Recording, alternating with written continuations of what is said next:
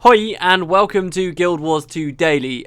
In case you guys are wondering what I'm doing with the intros, I'm going through lots of different languages, but I'm not just like going random languages all over the place. I think I'm just going to work my way through Europe and then just spread from there, I suppose. So I did look today at Belgium. I was like, oh, what language do they actually speak? They don't actually seem to have a national language. So I went to the Netherlands instead. That was actually Dutch. That was supposed to be Hi. I don't know if it was any good, but yeah, that's basically my plan. I'm just going to keep going, spreading across the world and see how far we can get for most of the intros. Should be cool. But anyway, today we're talking about lore. The footage in the background comes from the same guy as yesterday, Dunlop Gaming, because they have a lot of cool stuff. So thanks very much to them. You can find a description down below if you want to check that out.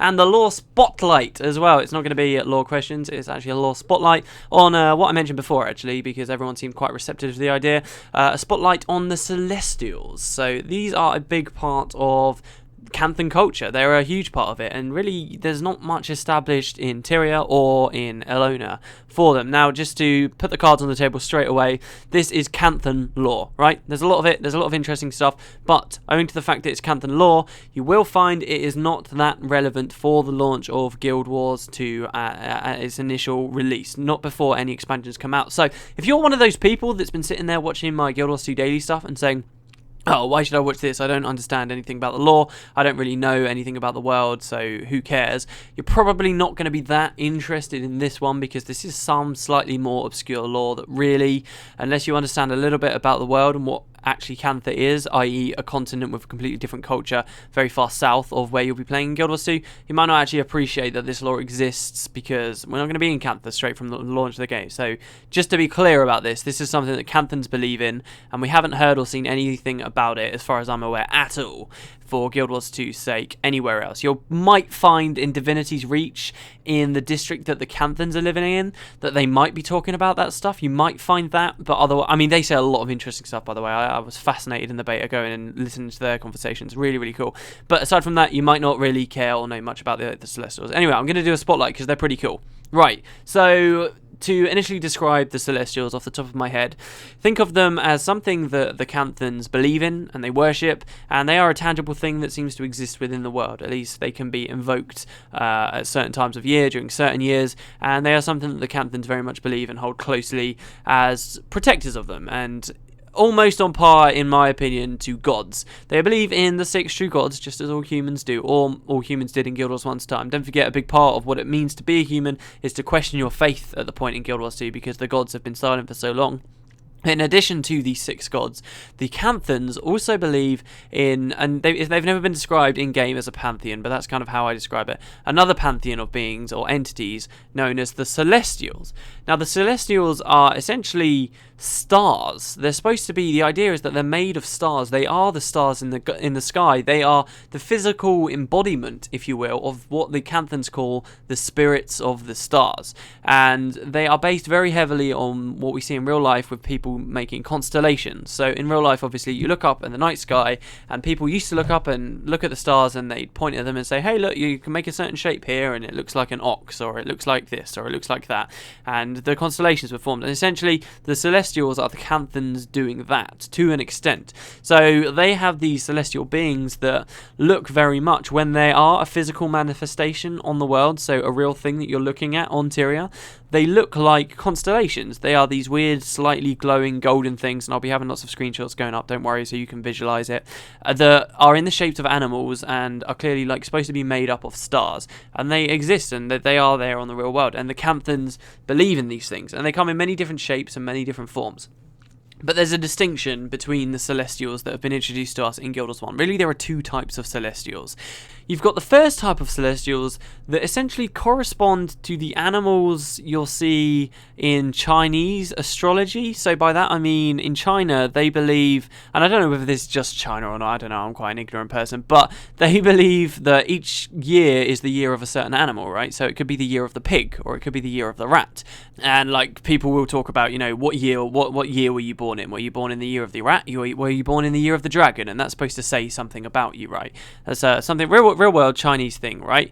Well, that's kind of the same in Cantha. I mean, it's based off of these kind of Asian cultures, and that's kind of the same. And these are those celestials. So you've got one type of celestial that are based and match exactly what the real world people in China also believe in. So there is in Cantha a year of the rabbit, there is a year of the ox, there is a year of the rat, a year of the tiger, a year of the dragon. They're all there in Guild Wars, in the real Guild Wars lore, and they match up perfectly to the real world as well. So right now it's the year of the dragon. In China, they believe it's the year of the dragon. And you might remember when they announced that Guild Wars 2 is going to be launched this year, they talked about that. They said, this is the year of the dragon, we want Guild Wars 2 to come out this year. Well, also in Guild Wars 1, it's also the year of the dragon. In Cantha, if you were to be able to speak to a Canthan in Tyria at the moment and ask them what year is it, they'd say, oh, it's the year of the dragon. And they celebrate this in-game, and there is something known as the Canthan New Year. Not only do they mimic this idea of having different years for different animals, they also mimic the actual date of Chinese New Year as well. So when it's Chinese New Year in the real world, that's when in Tyria, in Cantha, they are also celebrating New Year down there. Don't forget that in the other continents, Elona and Tyria, in the Guild Wars universe, the humans there believe that New Year starts a festival they called Winter's Day, which is pretty much Christmas for us, right? That's where they believe New Year is. But way down in Cantha, because it's so far away, they believe that the New Year starts at a different point. And that is the Chinese New Year. And when they celebrate this, it's called the Lunar Festival. So that's what they call it. And it's named after that because it occurs around the Lunar New Year as well. So that's what they celebrate in Cantha, the New Year, with something called the Lunar Festival. And this festival really involves Canthans preparing a huge feast, a feast in the name of the new animal of the new year to please the new celestial. So there'll be like, the first one was the year of the pig. So we learned about the pig, and we were preparing a big meal to satisfy pig and to please pig, and everybody partied and everybody celebrated, and then we moved into the year of the pig. Now, what the Canthans believe, actually, that's the impact that celestial will now have over the following year. We don't know 100% sure. All we've really heard is that Canthans believe that Celestial will look over Cantha and watch over Cantha and maybe give luck or something along those lines to the people of that year if it's pleased, and if it's not pleased, it might not be so favourable. In fact, in-game, if you don't prepare these meals during the festival, the Celestial will actually transform everyone into a copy of itself. So if you don't please pig, it will turn all humans in the area into pigs, and you'll be running around as a pig, and it's quite funny. But every single year they do this. They have another festival, and they have a massive feast that they prepare for the new Celestial to welcome it in to the new year. Now, in Guild Wars 1, every festival really came with a unique item that you could get in that festival. Mainly, it was supposed to be a hat. So in Guild Wars 1, you'd get a different hat if you went to the festival, and it would be exclusive to that festival. So if you were in the game in 2005 and you played during Winter's Day of 2005, you'd have a unique hat that you could never get again. It was very cool. It's like a way of saying, hey, I was there way back then. Now, for the Lunar Festival, they don't give you new hats. They just give you a generic hat, which is called the Dragon Mask, I believe is its name, and it's the same every year. However, what does change is a mini pet that you can get. That mini pet is the Celestial that's following the new year. So in the first Lunar Festival that we could participate in when factions first came out, that was the year of the pig. So you could get a pig mini pet, and the next year you could get a mini pet of the next one, and then the next one, and the next one. So actually what's happened at this point is you can see what a lot of these Celestials look like because you have their mini pet form. Even though you might not have actually seen them in game, you can see them as a mini pet. You might not see the real physical Celestial coming and speaking to you in the story at any point, but you've seen the mini pet, which is kind of cool. Something interesting actually is that all of the mini pets do look like these kind of golden body things that look like constellations, but the first year with the pig, actually it was just a pig. It was just a mini pet that looked like a little warthog that would just follow you around. And then what ArenaNet realised was, oh god, we've had a really high drop rate on this. So they then allowed people to trade the next year lots of pigs for a single Celestial pig, making the pig extremely rare because it was only available if you had lots of previous pigs from the year before, and then you could trade them up. So like that is worth tons and tons and tons of money, and all those older Celestial mini pets are worth a lot of money, and that's kind of what happens. Each new year you get to see a new mini pet. A couple of years ago they added some new items, summoning stones, into the game, Celestial summoning stones, which actually allow you can double click and you get a random chance for any Celestial at all to come help you in battle. And through this we can see what every single Celestial looks like now, these new year Celestials. So you can see what the Celestial celestial rat looks like. You can see what the snake looks like, even though we've not had the year of the snake so far. Stuff like that. You can actually see it now in-game, which is kind of cool. And obviously next year it will keep going. ArenaNet have got all the models and stuff in there and the textures, and we're just waiting for the mini-pets to be released each year. That's really one type of celestials that they believe about in Cantha. These ones that are celestial beings that come down, watch over Cantha for the next year, and we don't know too much past that, but that's kind of the role that they have to play. There are other celestials, though, in the universe, in the lore, and these we became very familiar with during the main storyline of Factions when it first came out. And these celestials could be innumerable. There could be tons and tons and tons and tons of them. We don't know how many there are, but we met 4 of them in particular, and these guys had a lot of lore about them, and they are very, very different to these yearly celestials that we've come to know to do with the Lunar Festival. They're very, very different. They all had names, and in the mission, before you meet them and you interact with these things, you can get a lot of lore from some signposts that would tell you about the celestial. So what I can do now is literally read this out for you. So the first one that I've got here, in no particular order, is called High G, who was a celestial that essentially looked like a phoenix, okay? High G, this is the description. The phoenix, the representation of the fiery eternity in the underworld.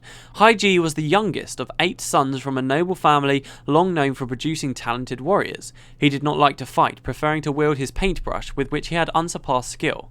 On one evening, his family was attacked by a neighbouring warlord. High G was tortured and left for dead, but as the invaders swept down upon his 2 baby sisters, he arose, took up his sword he had so despised, and single-handedly killed every invader. When his grim task was complete, High G dropped to his knees and begged Grenth to see to it that his family's murderers found no peace in the afterlife. Grenth heard High G's prayers, dooming the souls of the murderers to an eternity of fiery torture. Okay, so this is about a celestial, but we just got a story about a man that lived on Tyria and pleaded to Grenth, one of the gods. Okay, kind of interesting. Right, the second one, I'll go back to these.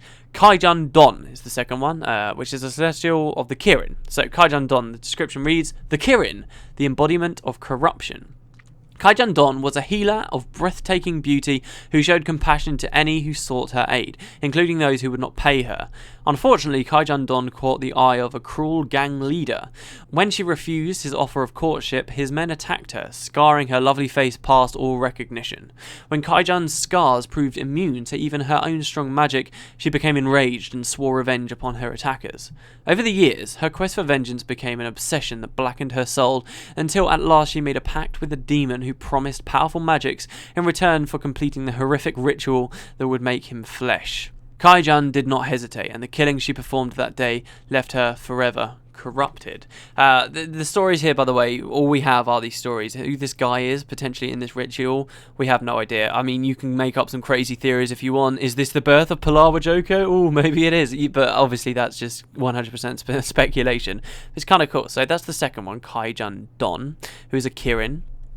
Then we have Kwang Sang, the turtle dragon, the eternal paradox.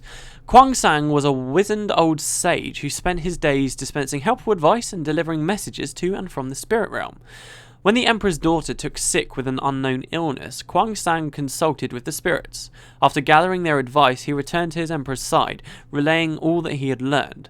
Convinced of Kwang Sang's advice, the Emperor ordered the death of the oldest daughter of every household, and, when it was done, he looked to his own daughter, sure she would be healthy once more. Instead, he found her cold body laying in her bed. It did not take Kwang Sang long to realize he had misinterpreted the riddles of the spirits. In grief and shame, he took the Emperor's sword and cut off his own head, which is quite impressive, actually, to be able to cut off your own head. That's pretty nuts.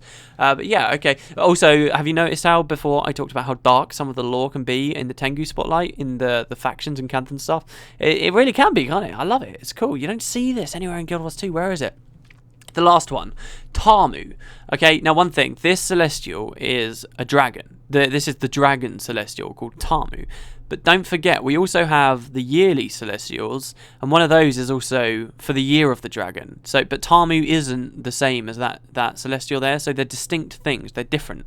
Even though these new type of celestial I'm talking about here, or old if you will, because these were the ones we were really first introduced to, these ones, don't really seem to have a limit. I mean, there could be lots of Celestials of the Dragon. This one's called Tamu. What if another one was called Haiji? I mean, what's stopping that from happening? Anyway, the dragon, so just bear that in mind.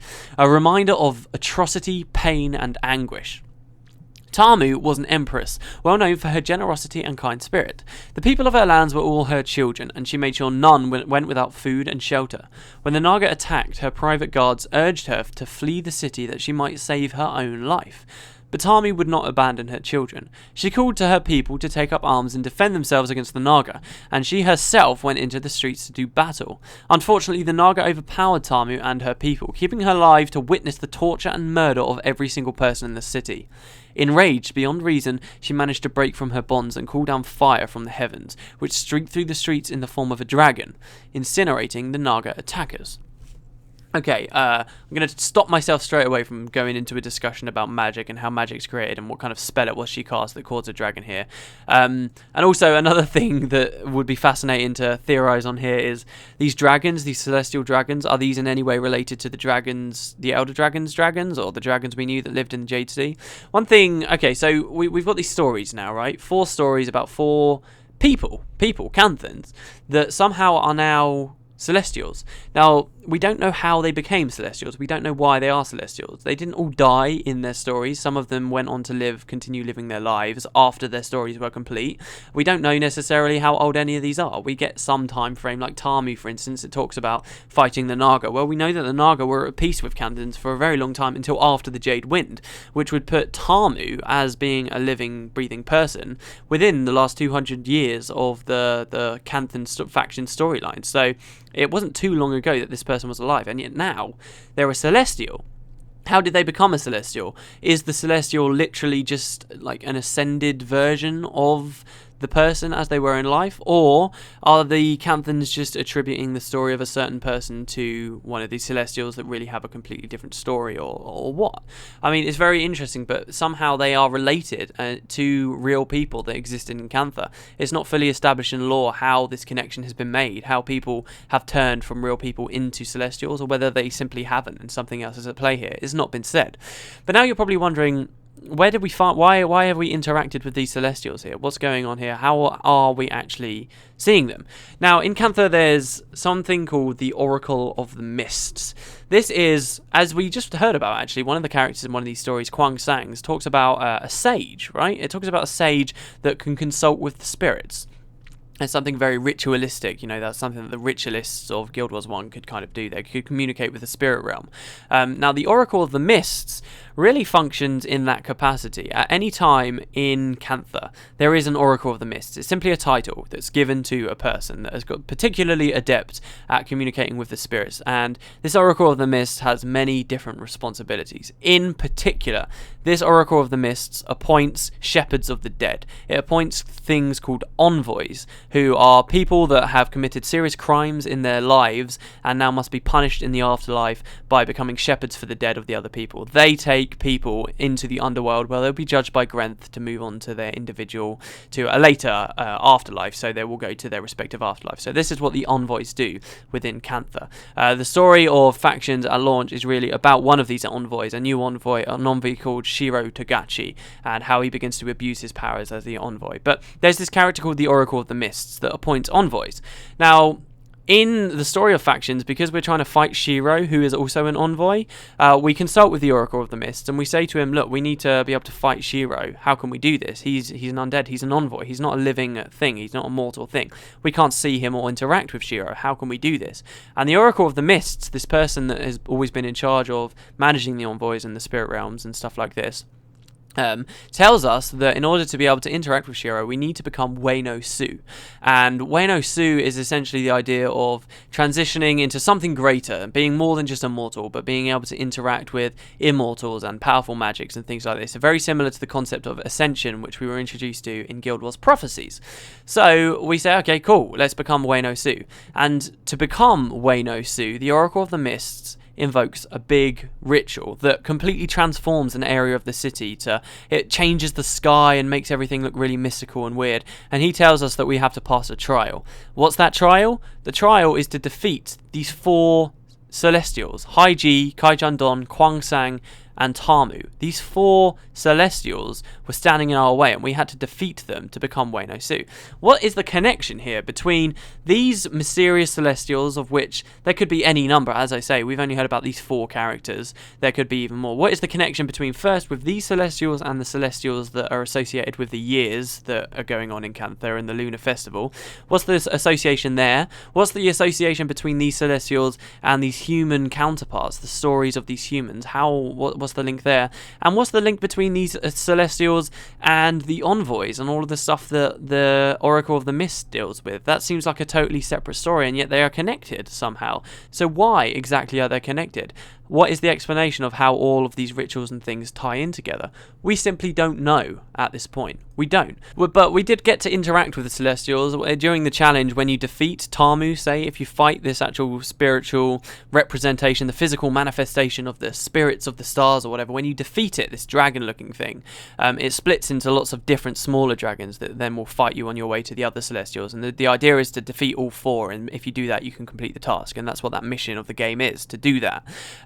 So really we know that they can split into lots of different places, and we know that there were some weird teleporters and stuff. We know some weird stuff that was going on in the ritual itself, but not much explanation further on the Celestials. Now, why would I do a spotlight on these guys when they seem to be such obscure kind of Canthan lore that only really seemed vaguely relevant when we were originally playing through the game, and really doesn't seem to have anything to do with much of what's going on with Guild Wars 2? Well, first, there's this link with the dragons. There are celestial dragons. So why are they dragons? What is this related to the dragons that were in Cantha? And were those related to an elder dragon at some point? We need to know more about that. That could very much have something to do with Guild Wars 2. But also, because this introduces into the story a lot of stuff to do with these sages and things that can transform and move into the spirit world. And the Celestials themselves are essentially spirits. They're physical manifestations of the spirits of the stars, right? We're talking about spirits. And the role that the Oracle of the Mist plays, and this guy in the story of Kwang Sang, this sage, sound very, very familiar to us, to some Guild Wars 2 lore, to nothing to do with the humans, in fact, some very new lore about the Norn. The Norn have got their Havarons, which are also communicators between the real physical world and the spirit world and the mists, and it's the same kind of thing that's going on. The Norn also believe in spirits of animals of the wild, and isn't this quite similar as well? Aren't these kind of spirits that are representing animals? That seems too close for comfort. It goes back for me into what I'm talking about, where there are real tangible things happening in the Guild Wars universe to do with the mists and stuff that every single race and culture seems to have noticed, and they've just built up their own mythologies and practices and rituals and stuff around it, but it's the same core thing that's happening. Are the Norns spirits of the wild, and the Kodan spirits, and the Graw's understanding of spirits all somehow the same thing as these Celestials? Could it be something like that, and they're just being interpreted differently, and the people were just using magic slightly differently, so they come across it visually differently to us in each instance? Is it all the same thing? What is there one underlying answer to this stuff? I think there possibly could be, and I like that idea, the idea of like a monomyth or whatever you want to call it. So yeah, I mean, it's very interesting lore. It's very Guild Wars 1 centric lore. I'm interested to know what you guys thought about this particular spotlight, because, you know, big fans of Guild Wars 2, I can see if you've sat there and listened to this, did you get much out of this? Because this is, you know, if you want to be really tuned in with the Guild Wars universe, these are the cool little stories. These are little things that you're not going to find out in interviews that the main fan sites and stuff are doing. You're not going to get this information anywhere else. This is obscure stuff. This is Guild Wars 1 player stuff that now you've been able to experience. I mean, does that feel like a payoff? Should I do more spotlights like this? I don't know, but there you go, guys. You are now up to date on the Celestials of the Canthan Empire. These things that, once again, are only worshipped in Cantha. The humans of Elona and of Tyria just don't care about them, and they couldn't care less. Not at all. They don't believe that anything's watching over them over the year. That we've never seen a Celestial interact with them, and they just, as far as they're concerned, don't exist. It's just a Canthan thing, just Canthan humans. Why only there? Lots of questions, but those are the Celestials, and I hope you guys enjoyed the spotlight. I hope you do. Thanks again to Dunlop Gaming for the footage in the background. I guess I'll see you guys tomorrow for mechanics. Yeah, have a good night, guys. See you next time.